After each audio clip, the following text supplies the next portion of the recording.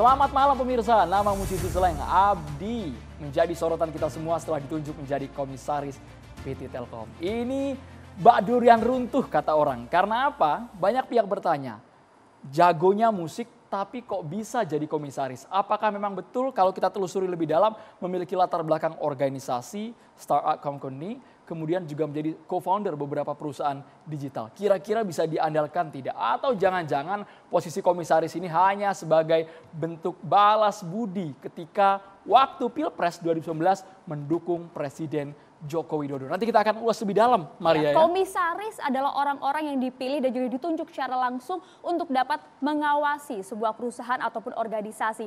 Bukan jabatan coba-coba, ini jabatan penting. Lantas seperti apa seharusnya sosok yang kemudian dianggap kompeten untuk mengisi jabatan-jabatan penting tersebut?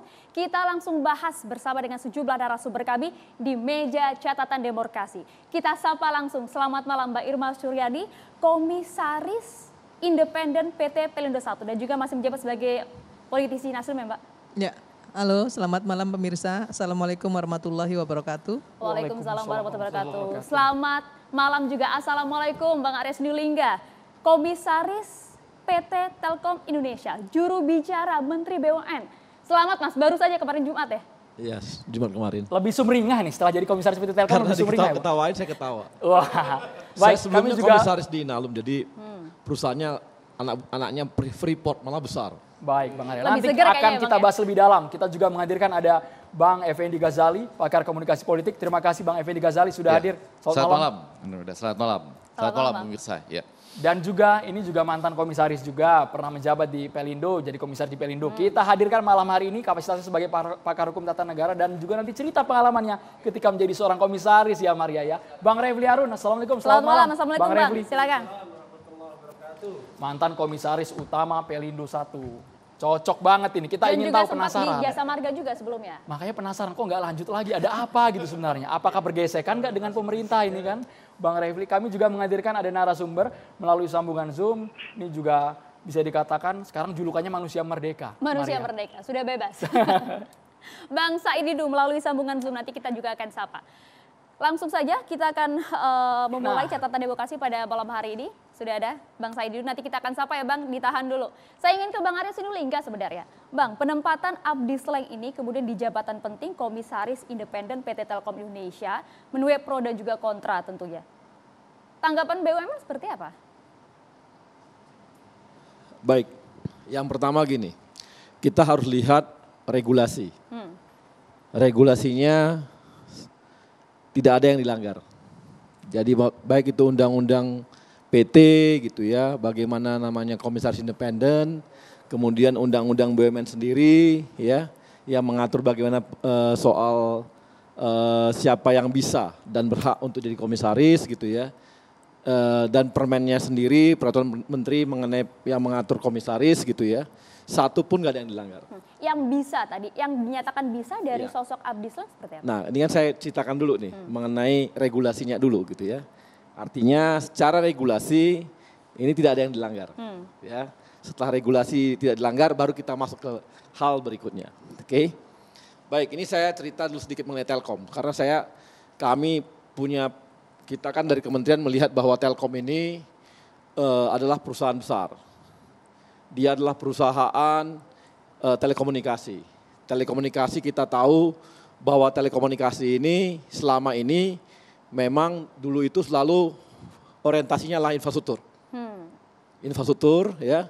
Jadi baik itu satelit ya, kemudian terestrial, lewat Telkomsel dan sebagainya itu, kemudian lewat kabel. Ini adalah bisnis nature-nya Telkom. Tapi kita tahu bahwa perkembangan zaman saat ini memang mengalami perubahan besar. Yang namanya pendapatan Telkom dari voice dan dari SMS itu semakin turun. Mereka masuk ke data, data pun makin turun. Jadi bisa dikatakan hampir seluruh dunia itu industri telekomunikasi memang mengalami penurunan. Karena makin lama data ini makin murah. Mungkin lama-lama nanti mungkin makin ini bisa gratis suatu saat. Salah satu tantangan Telkom Bang ya, Arya. tantangan Telkom ke depannya seperti itu. Mau nggak mau Telkom harus masuk ke digital. Digital ini ada berapa jenis bisnisnya. Ada yang namanya digital untuk data center. Ini seperti yang disewakan kepada Google dan sebagainya. Kemudian masuk lagi ke digital content. Nah, kita melihat bahwa digital content ini sudah dimulai oleh yang namanya Telkom lewat IndiHome. Dia jual, ada dua yang dia jual jenisnya. Pertama jual data yang tadi itu makin turun. Kemudian yang kita selalu pakai wifi di rumah ya. Kemudian dia juga jual yang namanya konten. Yang kita bisa nonton namanya TV kabel. Netflix dan sebagainya itu kita tonton. Tapi dia dari Netflix kan nggak dapat. Nah, dan kita melihat ke depan. Kita melihat bahwa namanya infrastruktur itu adalah kingdom, kerajaan. Jadi Telkom ini punya kerajaan. Tapi siapa rajanya? Kita tahu content is the king. Siapa raja di Telkom? Di telekomunikasi ini? Facebook, YouTube, konten yang diraja. Content is the king. Nah, kita melihat bahwa Telkom ini punya kingdom, punya kerajaan. Tapi nggak punya raja. Kerajaan dia diduduki oleh raja-raja lain gitu. Banyak raja-raja yang terjadi dan ini. Dan sekarang ke depan kita melihat bahwa ternyata teman-teman di konten pun juga berpikir hal yang sama. Mereka nggak mau lagi cuma punya kerajaan. Mereka nggak mau tergantung pada kerajaan. Kita ingat bahwa ada salah satu konten dari dunia masuk Indonesia kita tahan. Karena kita lihat bahwa ini secara bisnis nggak menguntungkan. Saya nggak perlu sebut, itu adalah salah satu yang jual film-film. Pernah tuh lama sekali nggak bisa masuk ke Telkom. Nah, ini karena apa? Mereka melihat bahwa, wah kalau gitu kita harus masuk infrastruktur. Sekarang Google masuk infrastruktur. Jangan heran, Google tuh mulai bikin yang namanya ada Google Balon. Dia masuk ke infrastruktur juga semua. Facebook pun masuk ke infrastruktur. Jadi sekarang ini yang content is the king itu, raja itu, pingin punya kerajaan juga. Supaya dia nggak punya ketergantungan terhadap yang namanya konten-konten tadi. Tapi SDM kan sudah ada sebenarnya Bang di Telkom, SDM yang mengurusi itu, yang pakar dalam soal itu. Sebentar dulu, kan tadi belum selesai saya. Nah, kemudian kita mulai bagi-bagi nih. Nah, tahun lalu kami hadirkan yang paham mengenai konten. Direktur, dia adalah founder, dirutnya Bukalapak. Kita masukkan sebagai direktur di Telkom. Nah, kita akhirnya butuh lagi orang-orang yang mengerti lagi yang di bidang komisarisnya. Yang paham mengenai dunia itu, industri itu. Nah, salah satunya yang kita lihat adalah Abdi Negara. Dia punya kemampuan di situ, dia tahu mengenai konten digital, khususnya untuk musik dan sebagainya. Secara itu dia paham. Kemudian itu satu. Yang kedua, Abdi ini adalah seniman yang tidak seniman ansih gitu. Dia tidak hanya sekedar pemain gitar atau pemain musik. Dia adalah seorang manajer yang memang bisa manajemenin banyak hal. Kita tahu banyak sekali panggung-panggung besar di Indonesia itu yang dia manajemenin.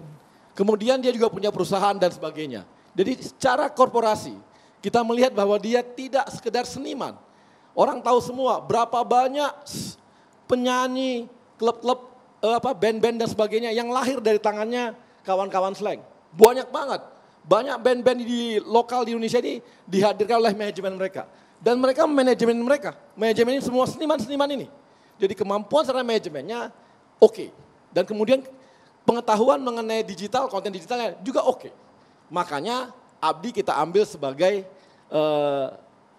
komisaris di Telkom. Oke, kompetensinya dianggap tepat dan juga cocok berada di Telkom Indonesia. Ya. Ada pertanyaan, Ya. Bang Arya, dari para netizen melalui Twitter kami. Langsung masuk ya. Masih Sudah segmen pertama ada. udah banyak yang Sudah nanya ada nih ke dari narasumber ya. beberapa jam yang lalu. Kita akan tanyakan juga nih khusus untuk Bang Arya Sinulinga. Ya. Bang Arya, jika kemudian memang Bu Irma mungkin dan juga Mas Abdi bukan relawan Jokowi, apakah tetap akan dipilih jadi komisaris BUMN? Banyak. Komisaris BUMN itu ada 5. Ada 9 mungkin lebih. Banyak sekali komisaris dan itu semua tidak hanya siapa. Ada ahli hukum, ada ahli banyak ahli seperti menteri kemarin ya, ada Ristek masuk, kita karena pengen menteri yang masuk situ. Baru kali ini ada banyak sekali mantan-mantan menteri masuk. Karena mereka punya kompetensi untuk itu gitu. Mantan-mantan menteri kita masukkan sebagai bagian Yang dari juga komisaris. ternyata relawan Jokowi Ma'ruf Amin kemarin begitu ya Bang? Jangan dilihat dari situnya. tapi dilihat dari kemampuannya gitu. Tapi kan jelas Bang, mencolok Bang. Kemarin memprakarsai konser 2 jari mendukung Jokowi, kemudian juga berpartisipasi pada Asian Games. Kita ingat yang Asian Games kan jadi komisaris semua ini Bang, Erick Thohir. Kemudian Erick Thohir sekarang jadi Menteri Menterinya. BUMN. Erick Thohir jadi Menteri BUMN. Kemudian ada Wisnu Utama, kalau ada Abdi. Maksud kami kalau dia nama-nama yang nggak punya mencolok, Bang kalau nggak Arya. punya kemampuan, Nama-nama yang mencolok, gini. nama-nama yang Gini mencolok. Apakah porsinya lebih banyak relawannya atau kompetensinya, Ya, Bang Arya? gini, kita harus melihat kayak Abdi gitu misalnya ya. Kalau dia mau atau sebagainya gitu. Kalau kita lihat dia lihat kompetensinya, harusnya sejak 2014 kita jadikan jadi komisaris. Bukan sekarang gitu. Kenapa baru sekarang? Loh, karena kita lihat butuh sekarang. Telekomunikasi kan butuhnya sekarang ini. Masalah konten ini gitu. Jadi gini, apakah salah orang yang dikenal oleh pemerintah dekat dengan penguasa menjadi komisaris kalau dia punya kemampuan? Kecuali kalau nggak punya kemampuan gitu. Ini punya kemampuan ya kita masukkan. Nggak ada salahnya. Gitu loh. Bang Refli, ini perlu dijawab Bang Refli, karena ya memang kalau kita lihat track record dari Abdi Negara, co-founder juga startup digital seperti itu, banyak sekali ini bahkan pernah menjadi tergabung dalam Barekraf, kita tahu, kemudian pernah juga terlibat dalam haki di Kemenkumham ya Bang Arya ya, dari kompetensinya Bang. Bang Refli melihatnya bagaimana? Apakah memang pantas seperti itu? Ya mana saya tahu kompetensi Abdi. Latar belakang sudah tercantum jelas ini Bang Refli. Iya, jadi gini. Kalau kita bicara soal pengangkatan komisaris itu kan semuanya relatif ya. Relatifnya begini, kita susah akan mengatakan bahwa apakah orang ini punya kompetensi atau tidak. Apakah cocok atau tidak, apa motivasinya atau tidak. Kita lihat saja ukuran-ukuran objektifnya terhadap perkembangan perusahaan tersebut misalnya. Atau misalnya bagaimana peran dia selama menjadi komisaris. Nah cuma masalahnya kan Abdi ini kan baru mau jalan. Karena sepanjang pengalaman saya, komisaris itu kan paling tidak ada komisaris utama, ada komisaris biasa, ya, nggak komisaris biasa. Kalau komisaris utama, Anda nggak bisa bekerja, harus bekerja, karena paling tidak dia harus memimpin korporasi itu rapat-rapat ya, baik rapat dewan komisaris maupun rapat dengan direksi, rapat gabungan. Kalau Anda nggak paham, ya Anda nggak akan bisa memimpin. Bagaimana kalau Anda nggak paham kalau Anda mau memimpin ya? Anda melihat sejumlah nama ini 26 komisaris kalau pengalaman yang kemudian saya, masuk? Komisaris lainnya itu ya bisa on off kadang-kadang. Saya punya pengalaman misalnya komisaris dari sebuah kementerian gitu ya. Begitu dia jadi dirjen, itu susahnya minta ampun datang rapat, ya kan? Jadi begitu dia bilang rapat, waduh saya ada urusan dengan mendampingi menteri katanya. Mau bertemu DPR. Begitu rapat berikutnya alasannya katanya saya mau keluar kota karena ada kegiatan yang penugasan dari kementeriannya. Saya pikir kapan orang ini bisa bekerja kan? Bang Arya nggak gitu Sebentar kan ya dulu, Bang? sebentar dulu. Saya selesaikan. Kan saya kan bicara satu pengalaman, belum tentu semuanya 2 kali kan. menempati kursi Iya. komisaris. Komisaris utama. Komisaris utama. Nah, tetapi begitu orang tersebut kemudian diberhentikan sebagai dirjen, aktif dia. Nah alhamdulillah begitu aktif dipecat dia.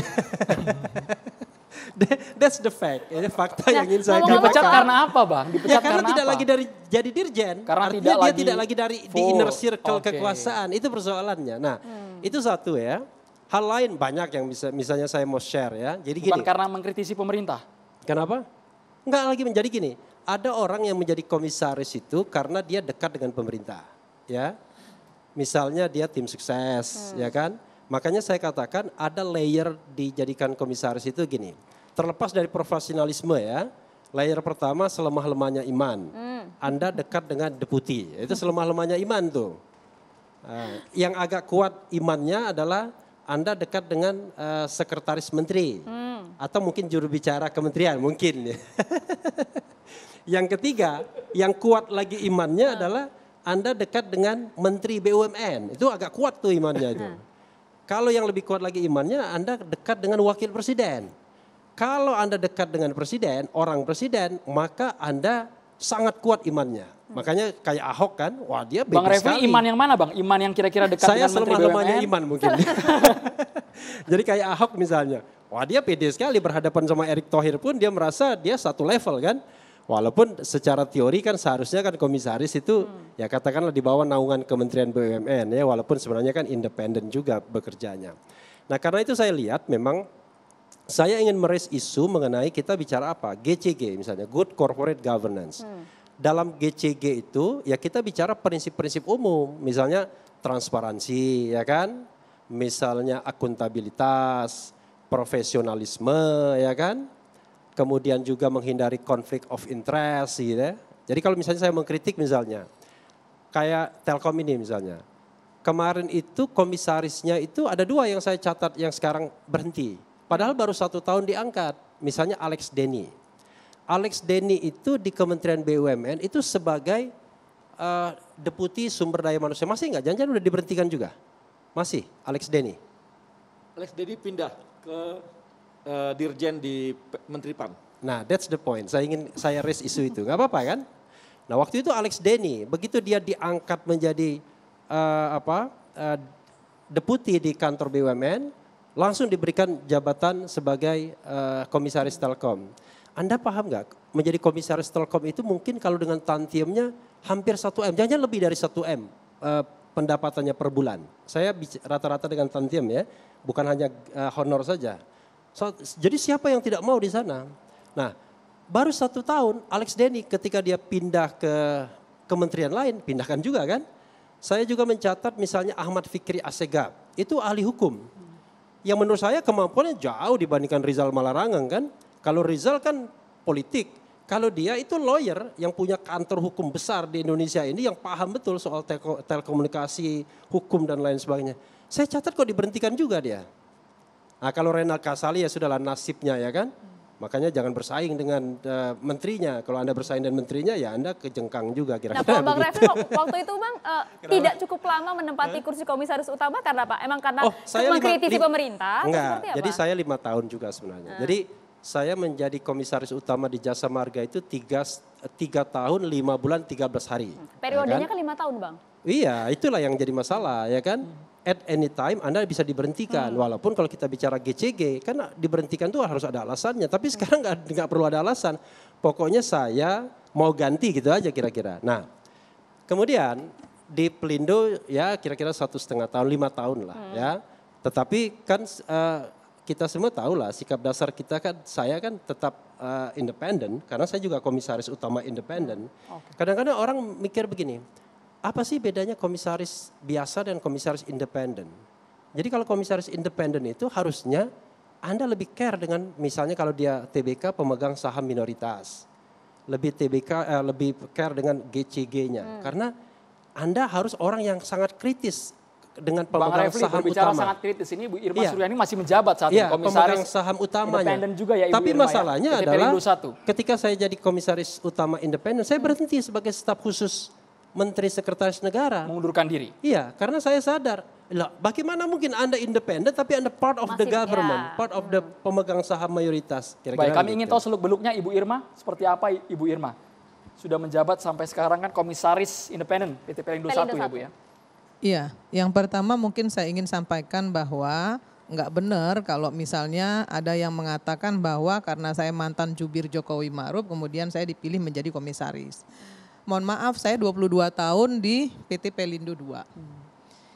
Selama 22 tahun itu saya muter. Saya pernah di SDM, saya pernah di keuangan, saya pernah di operasional, kemudian saya juga pernah sekeliling saya. Artinya secara kompetensi saya merasa saya pas ya. Saya pas dan saya punya kapasitas, punya kapabilitas dan punya akuntabilitas di Pelindo 2, Pelindo 1. Kenapa? Karena saya tahu persis core bisnisnya seperti apa, kemudian operasional di pelabuhan itu seperti apa, main bisnisnya seperti apa, kemudian kontrol-kontrol yang harus saya lakukan seperti apa, membaca laporan keuangan seperti apa, itu sudah kerjaan saya secara manajemen sebelumnya. paham. Ya, jadi kalau saya digebiah uyah seperti yang Ansari Usman katakan bahwa komisaris relawan-relawan itu mendapatkan posisi komisaris itu sebagai bagian dari hadiah, ya terus terang saja saya bilang itu orang bodoh aja yang bicara begitu. Karena nggak boleh juga bicara sembarangan ya, harus lihat juga latar belakangnya gitu. Nggak mungkin lah yang namanya Erick Thohir, seorang Erick Thohir itu memberikan saya posisi di Pelindo 1 tanpa melihat latar belakang saya. Jadi saya punya kompetensi. Kinerjanya terukur, Ibu Irma, semua ada nilainya kinerjanya. Saya hari sejalan ini dengan visi misi menjabat, perusahaan. saya hari ini dari 6 komisaris itu, saya hari ini terpilih sebagai ketua komite audit. Kenapa? Karena saya mampu membaca laporan keuangan, membaca neraca dan lain sebagainya, saya mampu. Ibu Irma Maka satu kemudian saya contoh dipilih yang menjalani tugasnya sebagai dengan ketua baik ya Bang komite Evi ya. audit. Sebenarnya begini, komisaris itu sebenarnya 3 aja Bang. Ketiga aja syaratnya. Seperti yang Bang Refli Prof. tadi Refli sampaikan. tadi bilang, ya kan? Prof. Refli kan nggak punya pengalaman di pelabuhan sebagai profesor hukum tata negara. Tapi kan bukan berarti Bang Refli tidak punya tidak bisa menjadi komisaris di sana. Buktinya beliau mampu. Nah sama saja dengan Abdi ini, gitu ya. Kalau saja begini, dibutuhkan hanya 3 loh, ya, leadership, kemudian bisa membaca laporan keuangan dan tahu core bisnis. Saya rasa itu sudah cukup. Kenapa? Karena komisaris ini kan dibantu dengan komite-komite. Ya, enggak cuma dia sendiri yang bekerja, dia dibantu juga oleh komite-komite di bawah komisaris itu. Jadi sebenarnya yang penting lagi adalah konsistensi seperti yang Mbak Prof. Refli bilang tadi, bahwa untuk menjadi seorang komisaris yang benar gitu ya jangan juga setiap saat bolos. Saya juga saya setuju dengan itu gitu ya, jangan setiap saat bolos. Oke, baik. Orang kalau misalnya secara kompetensi dianggap tepat di beberapa kursi komisaris tersebut, tapi kemudian bagaimana anggapan bahwa ini memang merupakan balas budi bagi-bagi terhadap orang-orang terdekat pemerintahan. Nanti saya ingin minta tanggapannya Bang Effendi Ghazali dan juga Bang Refli, tapi usai jeda sesaat lagi.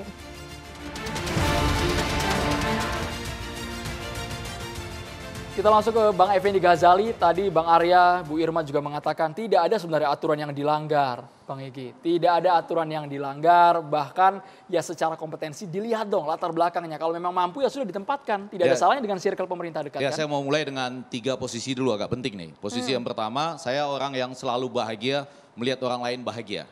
Jadi jangan sampai orang lain tiba-tiba jadi komisaris, yang lain itu merasa nggak bahagia karena sirik atau apa. Enggak, saya jauh dari itu. Yang kedua, saya juga belum termasuk dalam komisaris, artinya bukan pengen, tapi tidak dalam posisi orang yang pernah pada waktu jadi komisaris tenang-tenang. Nanti waktu perpisahannya marah-marah, enggak, siapa aja lah, enggak mesti, ya kan. Sebab dari perpisahan juga perlu dibahas, tapi kemudian pada waktu komisaris tenang-tenang, bahagia, begitu berpisah baru kesel-kesel misalnya. Saya kebetulan juga enggak termasuk yang itu.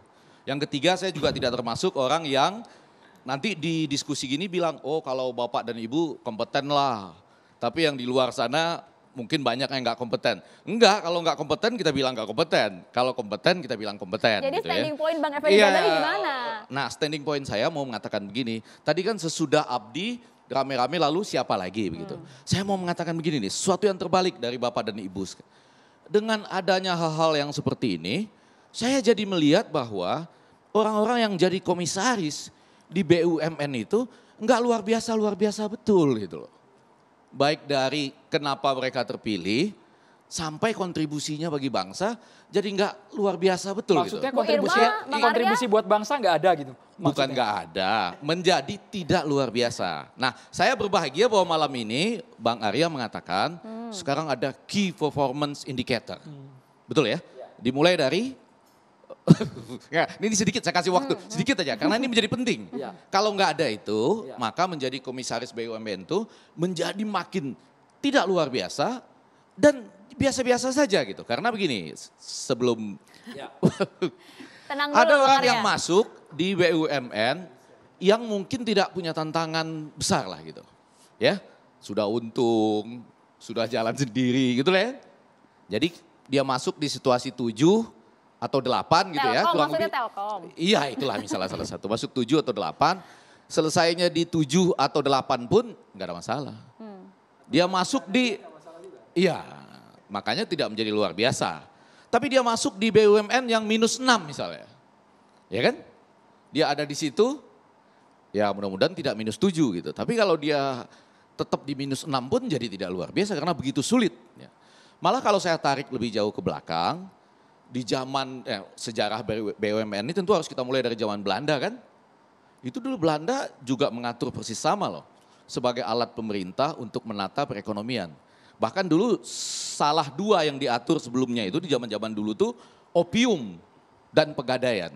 Anda bisa bayangkan betapa hidup orang menderita tuh. Yang diatur opium dan pegadaian. Di zaman Belanda, bukan di zaman Kalau yang kita sekarang. kembali ke zaman sekarang, Nah, Mas, balik ini ke kan zaman yang posisi sekarang. strategis, Nah, saya mau mengatakan menerima begini. miliaran rupiah juga untuk mereka. Saya pelajari ternyata itu apa. Yang pertama itu maksud dan tujuan BUMN berdasarkan undang-undangnya ya. Di situ yang pertama memberikan sumbangan bagi perekonomian nasional dan penerimaan negara pada umumnya. Sumbangan itu enggak terlalu penting-penting amat loh ya.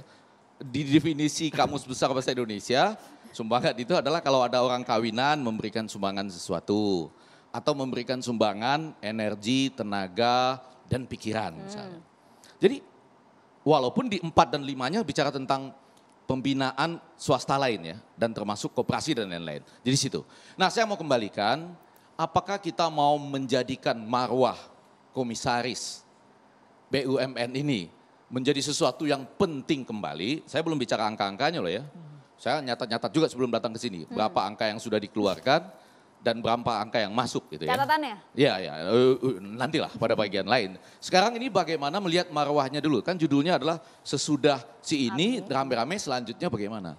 Ini marwahnya mau ditegakkan demi kompetensi yang sudah ada key performance indicatornya. Atau biasa saja termasuk saya tertarik loh dengan Bang Adian. Bang Adian tuh pernah bicara di Kompas tahun lalu gitu ya. Dia mengatakan bahwa pada tahun 2019 dari istana itu pernah meminta daftar dari mereka-mereka yang merupakan aktivis 1998 yang bisa membantu di BUMN. Lalu dia berandai-andai kalau ada 1.000 perusahaan dengan 6 komisaris, maka akan ada 6.000 posisi katanya. Kalau 10% saja berasal dari para aktivis atau dari partai politik, dia mengatakan itu kalau 10% 600 ya, enggak ada masalah katanya, asal diadu. Partai politik yang mana, kemudian mana yang paling memahami tujuan presiden, serta mana yang kompetensinya Kalau sekarang Bang paling Ege melihat tinggi. porsinya seperti apa? Kanalisasi antara politisi, kemudian relawan, ada juga yang mungkin dari profesional juga dilibatkan. Nanti angka-angkanya harus muncul dari Bang Aryan ya, angka-angkanya harus muncul dari Bang Aryan. Kalau saya lebih ingin menekankan, mudah-mudahan marwah mereka yang menjadi komisaris ini, itu menjadi sesuatu yang penting. Dengan keberhasilan juga mencapai hal-hal yang sudah ditentukan dari key performance indicatorsnya. Baik proses kehadiran maupun tujuan-tujuan yang dicapai setiap BUMN. Tapi kalau enggak, ini seperti birokrasi kompleks jadinya. Atau kalau dibalik, kompleks birokrasi. Ya kan, siapa saja dari tim pemenangan itu menjadi bisa selama jumlahnya tidak lebih dari 10% misalnya. Dan kemudian menarik loh, tantangan Adian itu menarik. Diadu betul 3 hal. Dari partai politik mana, jadi artinya yang lebih dulu mendukung dan mencalonkan itu dapat lebih besar. Yang ikutan belakangan lebih kecil misalnya. Iya kalau mau diadu kan begitu. Yang kedua kompetensinya, ya kan? Dan yang ketiga mana yang paling memahami jalan pikiran presiden. Presiden tadi. Nah ketiga itu dibikin skornya, dialah yang masuk dari 600 dari 6.000 misalnya. Baik, kita tanyakan Bang Arya, memang betul begitu cara pemilihannya? Enggak lah. Enggak seperti itu kan keinginan banyak orang. Enggak, tadi Bang Adian yang Ya, mengatakan. kan keinginan Saya banyak. kutip, Ya, kan keinginan banyak orang seperti itu. Bang Adian diminta oleh istana Ya. untuk menyediakan daftar nama. Gini, orang angkatan mengusulkan, 98 gini, aktivis. mengusulkan Ya. itu sah-sah saja, kan gitu ya. Masa kita nggak boleh mengusulkan, kan gitu. Tapi kalau segitu besar nggak nyampe. Apalagi sekarang, hari gini makin kecil. Dari partai pun dicari yang paling kompeten, makin kecil. Relawan juga begitu, makin Jumlahnya kecil. berapa Bang? Disebutkan saja Datanya Bang ada, Bang? komposisinya. Tapi kecil banget, Enggak berapa.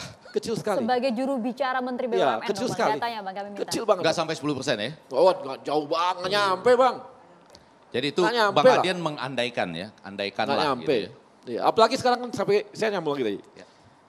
Apalagi sekarang menjawab Bang Refli. Sekarang ini menjadi komisaris, menjadi direksi di BUMN itu beratnya bukan main. Dulu orang kalau berpikir bahwa dia menjadi komisaris, direksi itu 5 tahun bisa tenang hidupnya. Sekarang punya KPI. Ada KPI performance keuangan, ada KPI performance manajemen, ada KPI penanganan masalah. Kalau nggak sanggup, berhenti bos. Makanya sekarang jangan heran. Direksi-direksi BUMN pada khawatir. Dulu tenang, diangkat dari direktur langsung 5 tahun, ini enggak lagi. Kalau nggak tercapai, diganti. Ada baru 7 bulan diganti. Gitu loh, bukan dalam arti apa, padahal dia punya kemampuan, tapi ternyata setelah dia jadi dirut gitu ya, ternyata gagal. Meskipun imannya kuat. Ya iman, imin dan sebagainya tetap aja lihat KPI-nya. Jadi kalau tadi dikatakan bahwa ada direktur, ada komisaris yang absennya nggak, wah sekarang udah jangan harap deh, pasti kena KPI, nggak bisa. Dan Ya ini supaya agak enak, malam ini kan tadi sudah janji saya di 3 posisi itu. Sekarang ini per tanggal berapa itu dimulainya? itu sudah sekitar tahun lalu. Oh tahun lalu. 2020. Berarti, 2020. berarti yang 5 tahun ini nggak kena ini ya? Yang 4 tahun sebelumnya nggak kena? Jadi bukan Wah. karena KPI. Nggak ada. Bukan era Bang Tapi Refli ini ya. titik maju, apapun Jadi, alasannya. jadi titik sekarang maju. misalnya peningkatan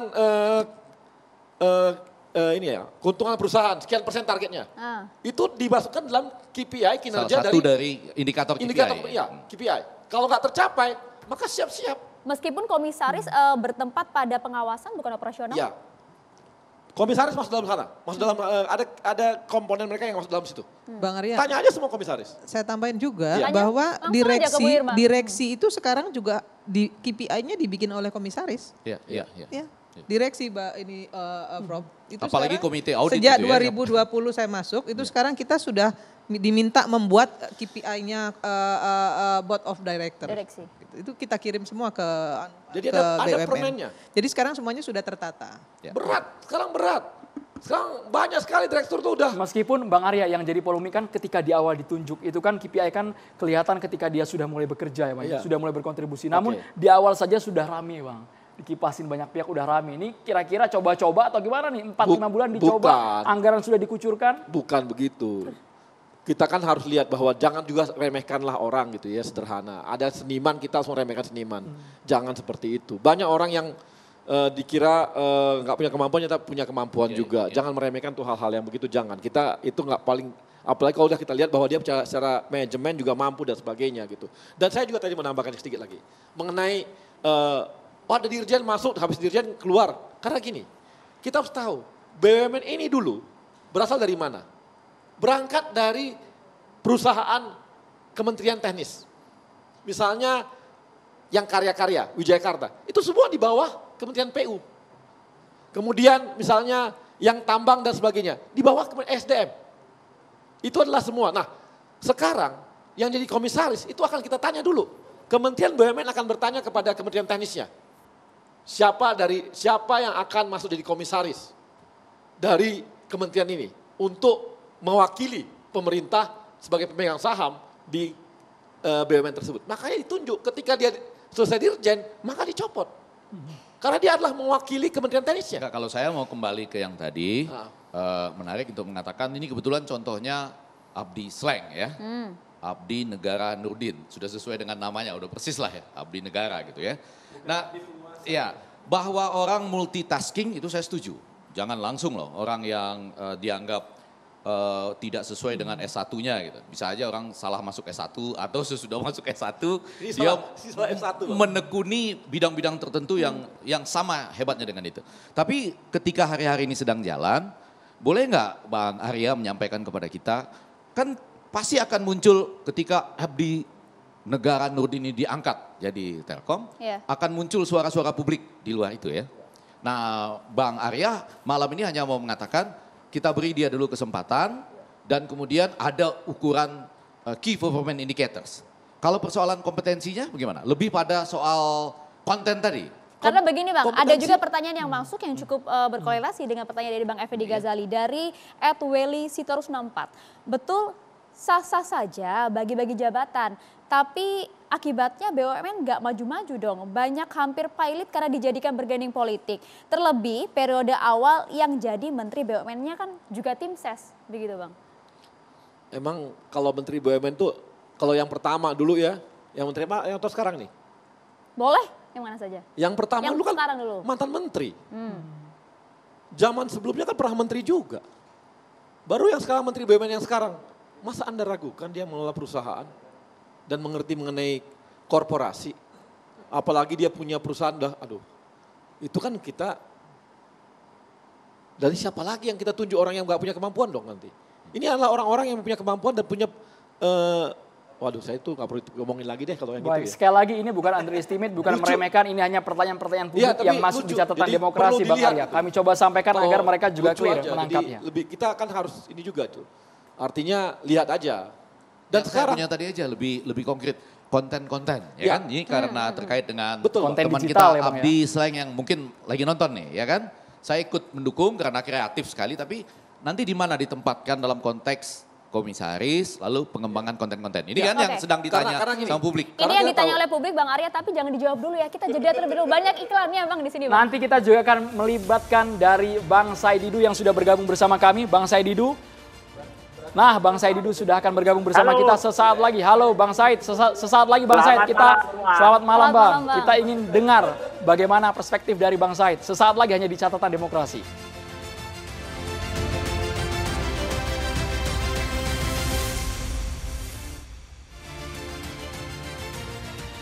Pemirsa, kami masih membuka kesempatan Anda untuk bertanya langsung kepada narasumber, tapi kita sekarang bergabung bersama dengan Bang Saididu terlebih dahulu. Kita ingin tahu bagaimana pandangannya ketika ada nama-nama yang mungkin saat ini menjadi sorotan publik dipilih menjadi Komisaris Independen PT Telkom. Bang Saididu, tanggapan Anda seperti apa Bang mengenai nama Abdi Sleng yang dipilih menjadi Komisaris Independen PT Telkom? Selamat malam. Saya malam ini senang karena di tengah-tengah pesimisnya saya terhadap BUMN, ternyata masih banyak sekali orang yang ingin BUMN itu selamat dan dikelola secara profesional. Terbukti dari banyaknya suara publik terhadap pengangkatan Abdi Negara Sleng menjadi Komisaris Telkom. Artinya rakyat masih sayang kepada BUMN. Jadi saya titip ke Bung Arya, mendengarkanlah suara rakyat untuk selamatkan BUMN ke depan. Yang kedua, saya ingin menyampaikan juga posisi saya seperti Pak tadi posisi saya adalah saya hanya ingin BUMN selamat dan punya marwah dikelola secara profesional, itu saja. Bang Saididu. Jadi bukan Ya, bukan karena sakit hati. ingin BUMN selamat. Memang saat ini kondisinya kritis atau bagaimana? Ya, banyak yang kritis, tapi nanti kita bahas di topik lain lah. Nah, saya ingin katakan, mencoba dulu apa sih sebenarnya persyaratan menjadi komisaris. Ya.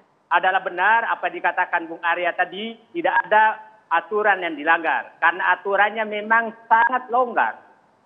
Karena di dalam undang-undang, peraturan PP dan peraturan menteri, itu hanya menyatakan memiliki kompetensi, memiliki integritas, memiliki pengalaman di bidang korporasi. Hanya itu saja. Nah, kalau bobotnya itu bisa 1 sampai 10. Nah, asal memiliki bobot itu tidak melanggar undang-undang. Pertanyaannya, bobot seperti apa yang dibutuhkan di Telkom? Nah, Telkom itu saya katakan itu BUMN kelas A yang bertaraf internasional. Nah, saya dulu mencoba membagi terus, ada 4 kelas BUMN itu, A, B, C, dan D. Kelas A adalah perusahaan yang betul-betul bertaraf internasional. Kompetensi orang-orang yang harus duduk di sana adalah kompetensi internasional. Akhirnya, orang terbaik di Indonesia di bidang itulah yang duduk di kelas A, apalagi di komisaris. Kelas B adalah orang-orang yang terbaik di kawasan ASEAN atau Indonesia. Yang C adalah yang terbaik di Indonesia. Yang D adalah biasanya yang lebih susah. Perusahaan kecil. Nah, Telkom adalah kelas A. Nah, sehingga orang yang ditempatkan di sana, kalau memang kompetensi, maka kompetensi terbaik. Saya sekali lagi tidak menyatakan Abdi Negara itu tidak kompeten, tapi kompetensinya terbaik adalah di musik. Kompetensi terbaiknya adalah di event organizer. Itu kompetensi terbaiknya. Nah, coba carikan tempat yang sesuai kompetensi terbaiknya. Nah, tadi dikatakan dia ahli konten. Saya mengecek, saya tidak menemukan nama itu di dalam ahli konten. Nah, jadi itu sebenarnya pertanyaan-pertanyaan. Jadi ini hanya marwahnya BUMN. Akhirnya untuk menghindari bahwa siapapun boleh menjadi komisaris BUMN. Karena BUMN itu adalah tempat gengsi juga. Saya saja dulu tidak berani masuk komisaris yang besar-besar. Karena saya menganggap, walaupun saya sekretaris Kementerian BUMN. Karena saya menganggap kompetensi saya belum kelas A. Saya nggak berani, padahal asesmen saya bisa menempatkan di mana saja. Tapi saya menyadari diri saya bukan kelas A di kompetensi itu. Bang Saididu. Ya. Anda menyatakan bahwa Abdi memiliki kompetensi terbaik di bidang musik dan juga konten. Tapi kan boleh-boleh saja kalau dielaborasi dengan PT Telkom yang saat ini mungkin gencar memproduksi konten-konten digital. Masih ada korelasinya kan, Bang Said? Saya jelaskan dulu. Tolong kita pikirkan, saya mengerti arah ke sana, tapi begini. Tunjukkan saya perusahaan telekomunikasi yang betul-betul juga merangkap perusahaan konten di dunia. Tidak ada. Konten ada perusahaan konten yang mencari jalur yang digunakan menyalurkan kontennya ke seluruh masyarakat. Nah itulah Telkom. Jangan sampai nanti karena jalan tol itu kontennya mobil, maka dijadikan komisaris adalah pabrik mobil. Nah itu. Nah tapi beginilah, saya memaklumi betul apa yang pembenaran dilakukan. Saya tidak kritik pembenaran itu. Karena begini, pengangkatan komisaris itu, prosesnya begini, apalagi Telkom, itu pasti sepengetahuan presiden. Pasti. Karena itu ada tim penilai akhir. Biasanya setiap posisi adalah 3 orang dicalonkan ke atas dan presiden menentukan mana yang dipilih dari 3 masing-masing posisi. Itu dulu, saya nggak tahu sekarang. Atau mungkin saja presiden sekarang sudah menitip di awal. Yang penting ini masuk, selebihnya terserah kau. Dan bisa juga begitu. Nah. Tetapi aturannya adalah masing-masing posisi itu 3 untuk masing-masing posisi naik ke presiden dan dinilai oleh tim penilai akhir. Dan tim penilai akhir itu adalah presiden dan beberapa menteri dan menteri terkait kemudian memilih. Saya nggak tahu sekarang, Bung Arya mungkin tahu bagaimana prosesnya sekarang. Bang Saididu. Kami juga melibatkan netizen untuk bertanya langsung Bang. Ini ke Abang ini, pertanyaannya dari Andri Bang. Andri ini menanyakan, yang nyinyir kali ini kalau nanti pihaknya yang berkuasa juga jangan-jangan sama-sama bagi-bagi jabatan. Jadi siapapun yang nanti berkuasa ya siapa tahu circle terdekatnya dulu pasti yang dipilih. Itu pertanyaan dari Andri. Ada Bang juga Saididu. yang masuk kemudian Bang Saididu dari Andre, katanya sah-sah dan legal saja sebenarnya, pantas-pantas saja. Namun pertanyaannya, efektif tidak orang-orang yang diangkat, kompeten tidak di bidang usaha yang dijabatnya? Menurut Bang Saididu? Saya bilang sah-sah, semua sah saja. Disitulah uji seorang birokrat, seorang pengambil keputusan.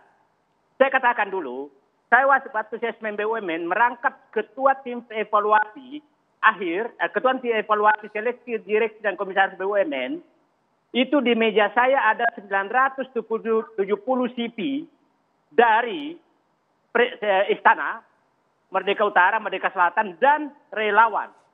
Apa yang saya lakukan adalah saya buang ke tong sampah, hanya 100 yang ikut seleksi, dan itu yang lulus paling kayaknya sekitar nggak sampai 20 orang. Nah, disitulah diuji orang menjalankan amanah. Apakah amanah yang disediakan ke dia itu dilaksanakan dengan baik. Nah, tidak ada salahnya, masukkan saja diseleksi, tapi kalau nggak cocok buang ke tong sampah. Itu normal-normal saja gitu. Enggak, maksud kami seperti ini, Bang Said. Dampak fatalnya apa menurut Anda kalau memang orang-orang ini dipilih? Begini, saya katakan begini. Biasanya ya, jangan sampai dianggap mundur lagi. Biasanya komisaris yang tidak punya kompetensi itu akan menjadi penikmat jabatan di dalam BUMN. Itu biasanya. Nah, dia penikmat jabatan atau yang paling jauh lagi adalah dia menjadi pintu intervensi ke BUMN. Baik. Karena dia tidak punya kompetensi. Nah, saya berharap nanti mungkin Bung Arya bisa membantu karena Bung Arya sama-sama di Komisaris Telkom. Kita dengarkanlah apa sih omongannya slang di dalam rapat supaya kita tahu. Nah, tadi Bung Arya menyatakan bahwa menempatkan salah satu direktur dari ahli konten ke Telkom. Nah, biasanya komisaris itu lebih pintar dari direksi. Kalau saya melihat CV yang direksi Telkom itu lebih tinggi daripada kompetensinya daripada Abdi Sleng. Bagaimana orang kompetensinya lebih rendah mengarahkan orang yang kompetensinya lebih tinggi? Karena begini, komisaris memberikan arahan loh. Dan memberikan arahan. Sampai situ jadi dulu harus Bang, ini boleh kompetensinya dijawab lebih langsung tinggi. Bang Arya. Bang Arya, boleh langsung dijawab Bang Arya? Kalau nanti dibilang lebih pintar komisaris, saya rasa dulu Bang Said Didu juga di Antam tambang kan bukan lebih pintar juga daripada dirut-dirutnya tambang itu. Clear itu. Ini clear ya, clear. Saya makanya Bang, jangan pakai definisi itu. Karena Abang nanti kena juga gitu. Bagus kita. Bukan. Tapi apakah Abang gagal? Tapi apakah Abang gagal? Enggak. Ternyata Abang berhasil sebagai komisaris di sana. Loh, saya good governance yang saya pegang, bukan ahli tambang. Ini kan saya benchmarkkan sama-sama ahli konten, Mas. Loh, Oke? gini ya.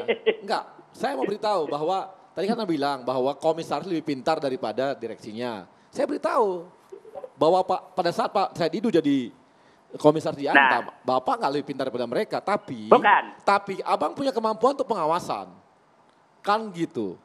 Dan Abang berhasil, saya nggak mengatakan, nggak ada yang mengatakan Abang gagal di Antam. Itu juga bukti. Tadi gitu. Bung Arya menyatakan ada ahli konten direksi, masuklah selain ahli konten juga. Itu kan benchmarknya sama gitu loh Mas. Jadi jangan sampai direksinya lebih jago daripada komisarisnya, itu saja. Dalam hal konten loh. Iya tapi kan artinya ada pengawasan hal lain Bang. Kita kan beritahu juga itu Iyalah, saya pembenaran saya terima semua. Bukan pembenaran ini lah. Nanti Abang ketika Abang kemarin diangkat jadi komisaris dibilang pembenaran juga kan enggak juga. Loh, bukan. Saya bandingkan itu, sapi gitu dengan sapi. Enggak seperti kambing itu. dengan kambing. Itu orang yang pernah sekolah. Ya bisa saya tambahkan ya. Gini, ini kan refleksi saya berdasarkan pengalaman. Menurut saya begini, syarat komisaris itu saya membayangkan minimal dia harus punya satu dari kemampuan teknis ini atau kemampuan ilmu ini ya. Tapi kemudian bungkusnya adalah integritas. Jadi integritas itu is a must. Nah satu itu pertama adalah dia punya pengetahuan di bidang ekonomi secara umum, manajemen. Bagus lagi kalau dia bisa baca financial statement misalnya, laporan keuangan. Jadi dia paham soal itu. Tapi kan kita tidak Superman ya. Artinya kita tahu semuanya kan nggak mungkin. Yang kedua, paling tidak dia tahu pengetahuan teknis tempat di mana perusahaan tersebut melakukan usahanya. Jadi ada pengetahuan teknis yang dia tahu dan sangat paham sehingga dia pantas di sana. Nah ketiga, karena saya orang hukum dan jangan lupa yang namanya komisaris itu pengawas. Dia harus paham yang namanya aturan hukum. Karena kalau dia nggak tahu hukum, maka kemudian dia tidak bisa menjadi pengawas yang baik. Tapi satu atau salah dua, salah tiga dari pengetahuan ini, kalau kita punya tiga-tiganya good kita. Tapi kalau tidak minimal satu ya, harus dibungkus oleh integritas. Tetapi kan kita bicara mengenai era good governance. Kita bicara tentang clean government. Karena ini government juga, tidak hanya good corporate governance. Memang kriterianya itu harus dibuat di awal sesungguhnya, gitu loh. Jadi gini. Nyambung sedikit bahwa kalau kriterianya tidak dibuat di awal, jadinya pembenaran. Jadinya pembenaran, jangan sampai seperti itu. Kriterianya harus di awal, lalu kemudian saya membayangkan kalau saya Menteri BUMN, saya kompetisikan saja biar mendapatkan putra terbaik. Ya. Ini perlu juga. Mendapatkan putra terbaik.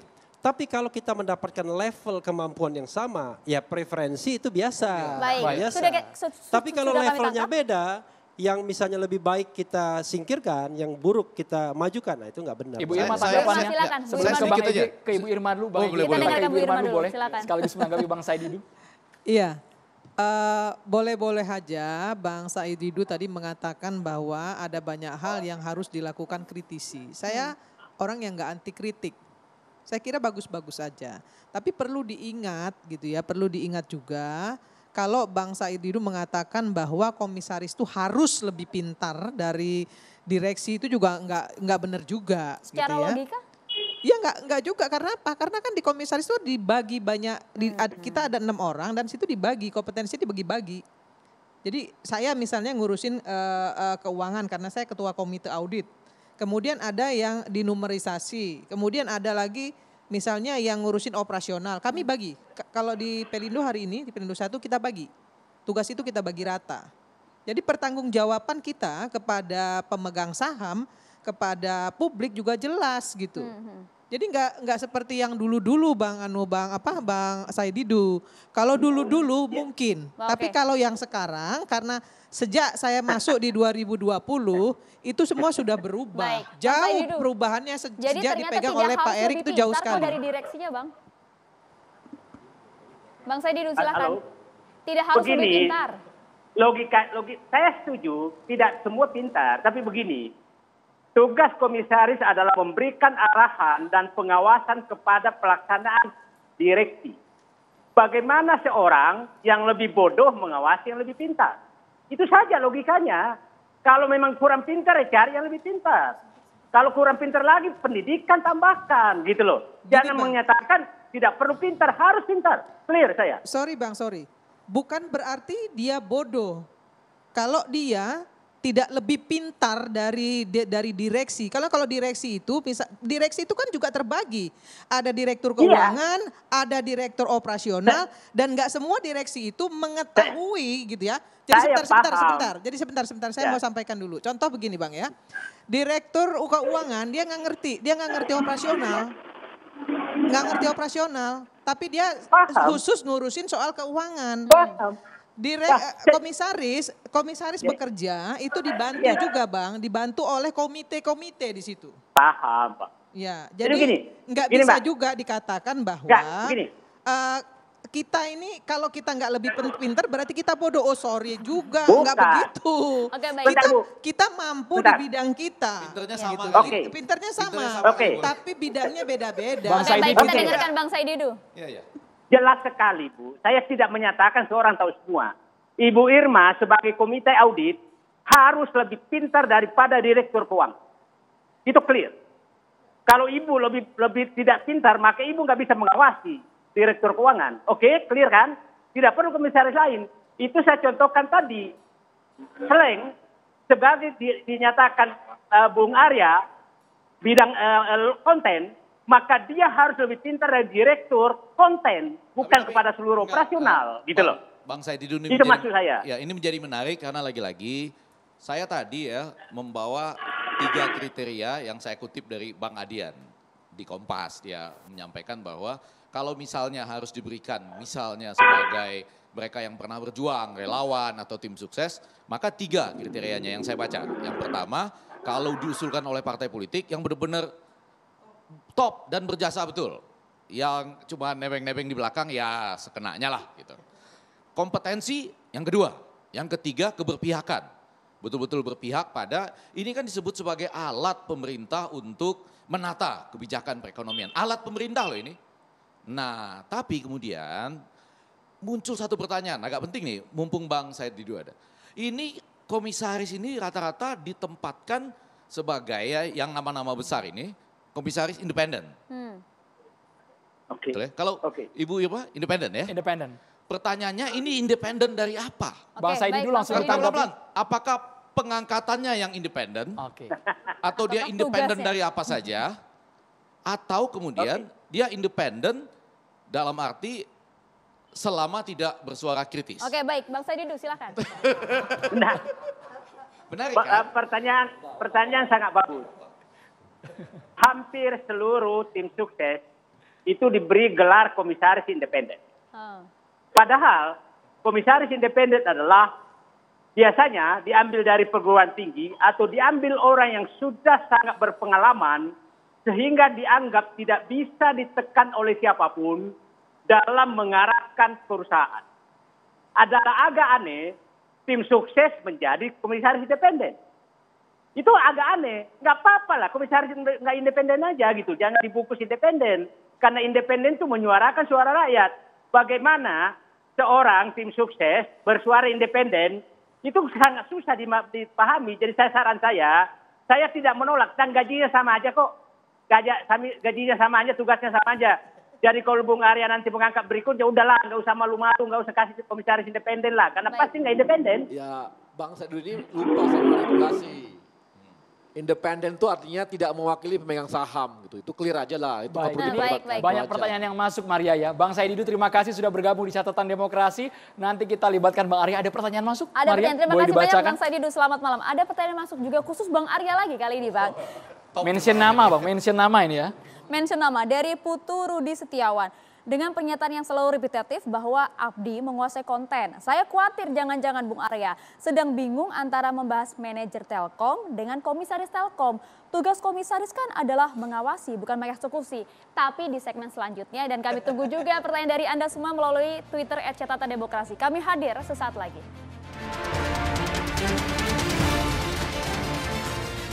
Oke, Anda kembali di Catatan Demokrasi. Bung Arya, jangan-jangan Bung Arya bingung kali Bang?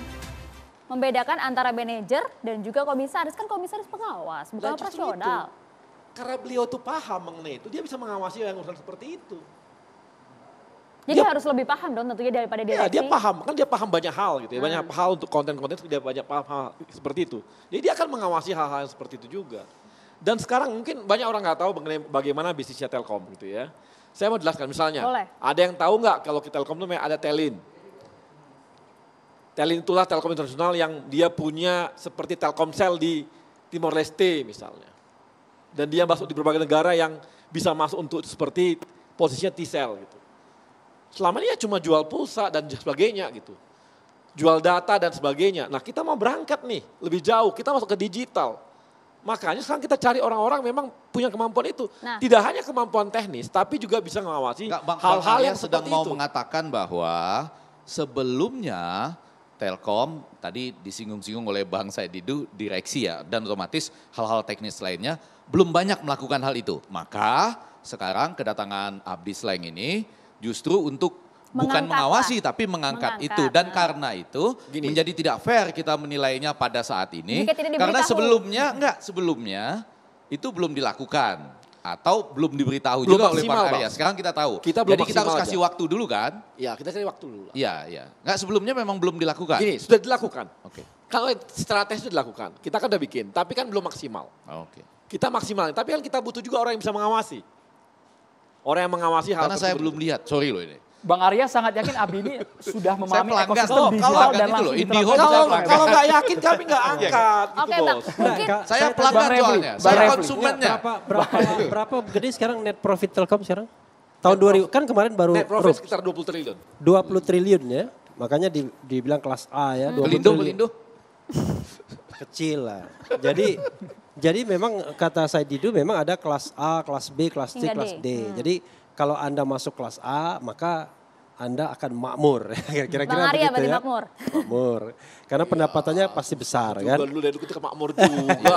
Tapi kalau sesuai dengan kinerjanya, Emang apa, tapi kelihatan kok beda senyum. kinerjanya mendapatkan porsi tapi yang begini, besar. Beda saya senyum sebenarnya Inalum dengan saya beda mau senyum meres ya. Telkom. Saya mau meres 2 atau 3 isu ya. Oke. Nah, mudah-mudahan ini juga refleksi instead of hanya bicara Abdi Sleng. Kalau Abdi Sleng itu katakanlah kita bicara tentang orang meragukan kapasitasnya karena dianggap pemusik dan lain sebagainya. Tetapi decision makernya kan bukan dia. Decision makernya adalah penguasa sendiri tentunya sampai presiden. Tapi ada satu hal yang ingin saya raise isunya ya. Pertama adalah rangkap jabatan, ya kan. Yang kedua adalah wakil menteri menjabat sebagai komisaris. Yang ketiga adalah gaji komisaris itu bahkan lebih besar dibandingkan Presiden Republik Indonesia. Gaji dan tantiemnya. Jadi yang keempat itu ada putusan sebenarnya pertimbangan hukum Mahkamah Konstitusi yang mengatakan wakil menteri itu sebenarnya inkonstitusional. Tapi memang itu masih dalam pertimbangan tidak diamar putusan. Makanya tidak diikuti. Nah, saya ingin meres isu mengenai rangkap jabatan ya. Kita bicara tentang yang namanya conflict of interest. Waktu. Ya. Jadi kalau kita mau bicara tentang komitmen waktu, walaupun dia kerja part time, tapi komitmennya juga full time. Komitmennya harus full time. Ya, Oke, komitmennya full time. Dia harus konsentrasi juga.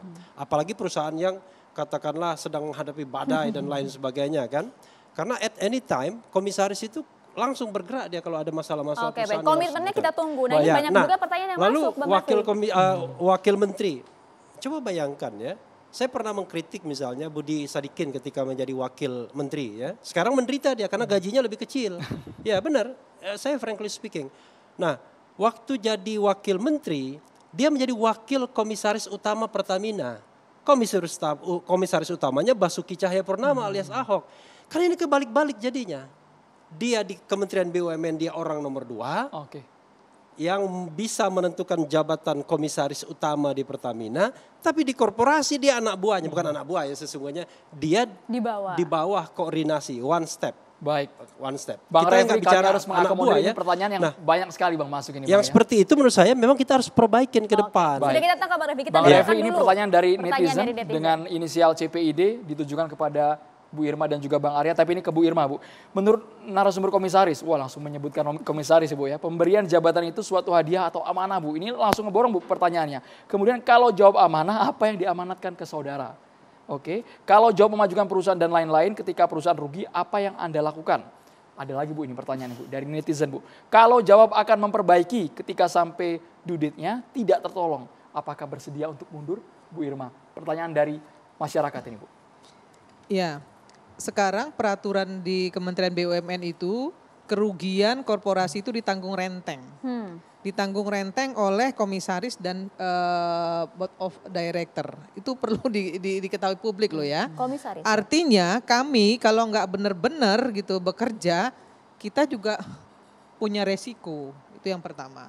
Nah yang kedua, kalau dikatakan seperti yang saya bilang tadi, saya punya kompetensi. Saya 22 tahun ya kerja di Pelindo 2. Terus kalau kemudian memang saya menjadi jubir Jokowi kemarin di Pilpres. Tapi bukan berarti itu hadiah buat saya karena saya punya kompetensi.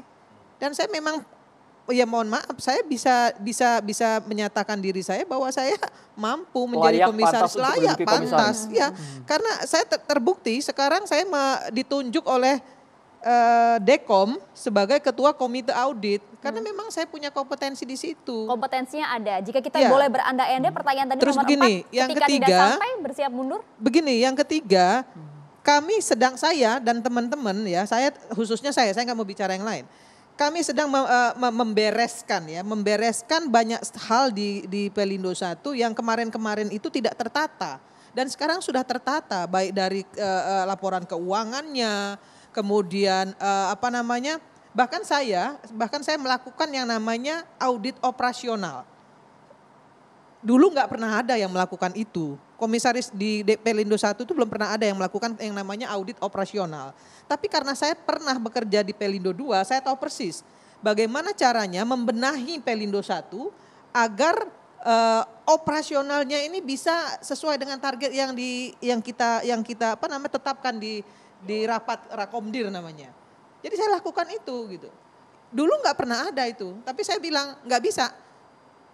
Audit operasional harus dilakukan supaya kita tahu kenapa kok misalnya dulu waktu 2018 Pelindo 1 itu kalau nggak salah marginnya 1,2 T ya Bang ya, Prof ya.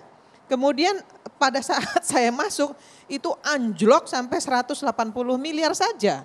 Kenapa? Karena memang ada utang di situ yang memang harus dibayar ketika kita membangun Kuala Tanjung misalnya seperti itu. Iya, enggak. Ini kan ada pembangunan, ya ada investasi, bisa dipahami gitu.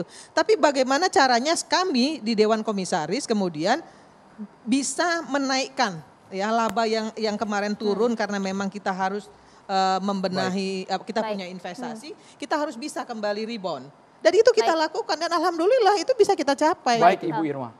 Jadi kalaupun kita dikatakan, kalau saya dikatakan, saya bilang begini, kalau ada regulasi yang menurut saya nggak benar, ya, dan ini membahayakan saya karena ada regulasi tanggung renteng itu, saya nggak akan tanda tangan. Dipecat silahkan aja pecat, nggak ada urusan saya kok. Jadi kalau ada komisaris Gitu tidak ya. perform, alangkah baiknya ia mengundurkan diri terlebih dahulu sebelum dipecat ya, Bang Arya. Bang Arya yang seperti Bang Arya bilang tadi itu betul.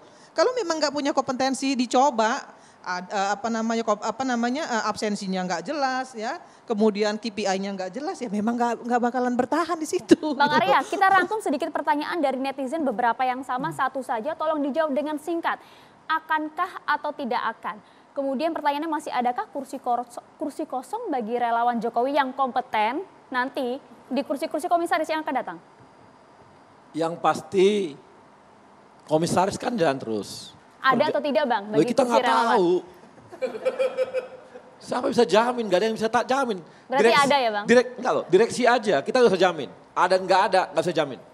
Direksi copot aja bisa jamin, nggak bisa Secara jamin. teoritis pasti selalu ada. Selalu karena ada, oke. akan ada tetap orang yang berganti, diberhentikan, diangkat. Dari dan lain relawan dan Baik, kita masyarakat tunggu ya? nanti Itu nama-nama kejutannya siapa lagi Bang Itu Refli, setiap Bapak-Bapak. saat, kalau mungkin- setiap grup itu selalu ada biasanya berganti. Baik, Bapak-Bapak, sesaat lagi di catatan demokrasi. Mohon maaf durasi yang terbatas, Bang Arya, Ibu Irma, Bang Refli dan juga Bang Effendi Ghazali. Kita akan menghadirkan tausiah dari Ustadz Fikri Haikal MZ. Tetaplah bersama kami.